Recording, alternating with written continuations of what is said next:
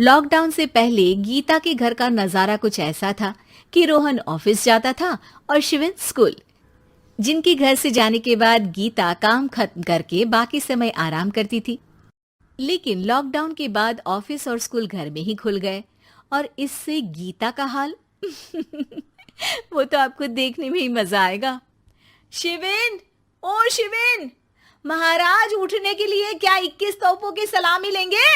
अरे बिस्तर से बाहर निकल, ऑनलाइन क्लास स्टार्ट होने वाली है। अरे तुम भी हद करती हो, स्पीकर की तरह चिल्लाने की क्या जरूरत है? दिख नहीं रहा मेरी कॉन्फ्रेंस चल रही है।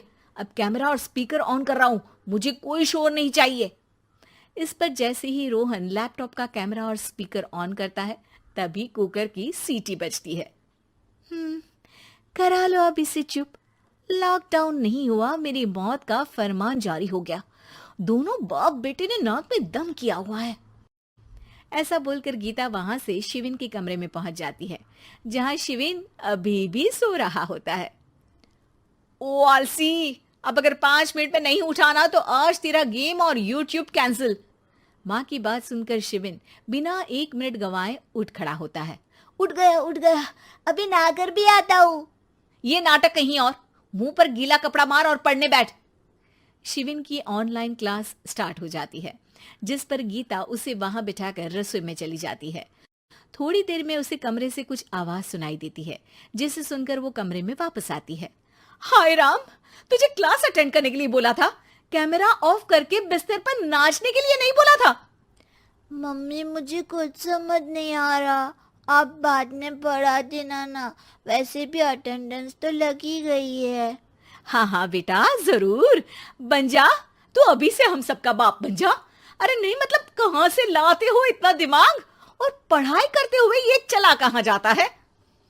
नाइस क्वेश्चन, दिमाग से पूछकर बता दूंगा।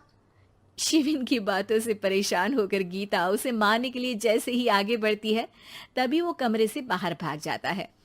अब शिविन आगे आगे और गीता हाथ में चप्पल पकड़े उसके पीछे पीछे पूरे घर में दोनों घूम रहे होते हैं।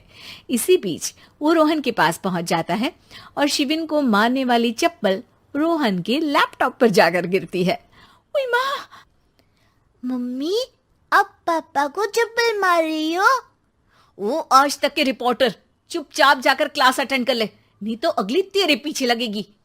इस पर शिविन वहां से चला जाता है, जिसके बाद रोहन गीता से कहता है, इस सर्कस के लिए कुछ बोलना चाहोगी?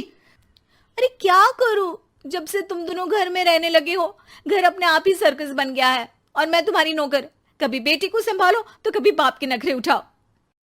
इन्हीं सब उथल पुथल में दिन बीतते रहते हैं, जिसमें हर रोज घर के अंदर कुछ नया सियप्पा खड़ा मिलता है, जो ज्यादातर शिविन और रोहन के ऑनलाइन स्कूल और ऑफिस से रिलेटेड ही होता है।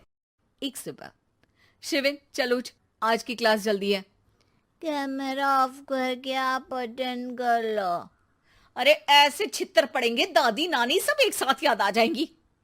गीता की लाख मशक्कतों के बाद क्लास तो खत्म हो जाती है, लेकिन उसके बाद शिविन फोन इस्तेमाल करते हुए इंस्टाग्राम रील बनाने लगता है। रसोड़े में कौन था? तुम थी, मैं थी, कौन था? कौन था? हाँ, मैं गरीब हूँ। अरे ओ गरीब के बेटे, आजा, मैं बनाती हूँ तुझे गरीब। मैं बताती हूँ रसोड़े में कौन था। पढ़ाई करने बोलो तो इनकी माँ मर जाती है, और ये पागलपंतियां जितनी मर्जी करा लो। गीता शिविन को डांट रही होती है, तभी रोहन बीच में बोल पड़ता है। अरे बच्चा ही तो है, इतना गुस्सा क्यों कर रही हो? बेटे का साथ देने की इसी एक कोशिश में अब शिविन के साथ साथ रोहन भी गीता के गुस्से की सूली पर चढ़ जाता है। अगर बेटे पर इतना ही प्यार आ रहा है तो इसे क्लास अटेंड क्यों नहीं कराते, इसका होमवर्क क्यों नहीं कराते? उस समय तो बहुत जल्दी मीटिंग आ जाती है, वो काम मैं करूं और यहाँ इस बेफिजुली की चीज में तरफदारी करके बन जाओ महान। हे भगवान, कोई तो इनके ऑफिस और स्कूल खुलवाओ, मैं इन्हें और घर में नहीं सह सकती। अरे कुछ और मांग लेती, क्योंकि तुम्हारी ये विश इस साल तो पूरी होने से रही, कोरोना। हाय नास पिटे ने जिंदगी ही बर्बाद कर दी। खाए कोई पचाए कोई, कल मुझे चुन चुन कर सबको मेरी बद्दुआ लगेगी। उन्होंने दुनिया का और इन बाप बेटे दोनों ने मेरा जीना मुश्किल कर दिया। गीता वहां से चली जाती है, जिसके बाद रोहन शिविन से कहता है, अरे तुम्हारी मम्मी इतनी भड़की हुई क्यों है? आपकी वजह से पूरा समय घर में रहते हो और उस पर कोई काम कराने की जगह बस ऑर्डर देते रहते हो। अच्छा बेटे, सारा इल्जाम मुझ पर? पूरा दिन तो वो तुम पर ही चिल्लाती है। हाँ, मतलब दोनों का 50-50 है, कुछ करना पड़ेगा। वो कहते ना, make the best out of worst. I have an idea. वैसे तुम्हारी माँ सही कहती है, बहुत जुबान चलाने लगे हो, कम बोला करो। अगली सुबह रोहन और शिवेन अपनी गलती को सुधारने के लिए गीता के उठने से पहले घर का आधा काम खत्म कर देते हैं, जिसे देखकर गीता खुश हो जाती है और फिर बाकी बचा काम वो तीनों मिलकर पूरा कर लेते हैं। जिसके बाद अब वो सब मिल बांट कर हर काम में एक दूसरे की मदद करते हुए लॉकडाउन का मजा लेने लगते हैं।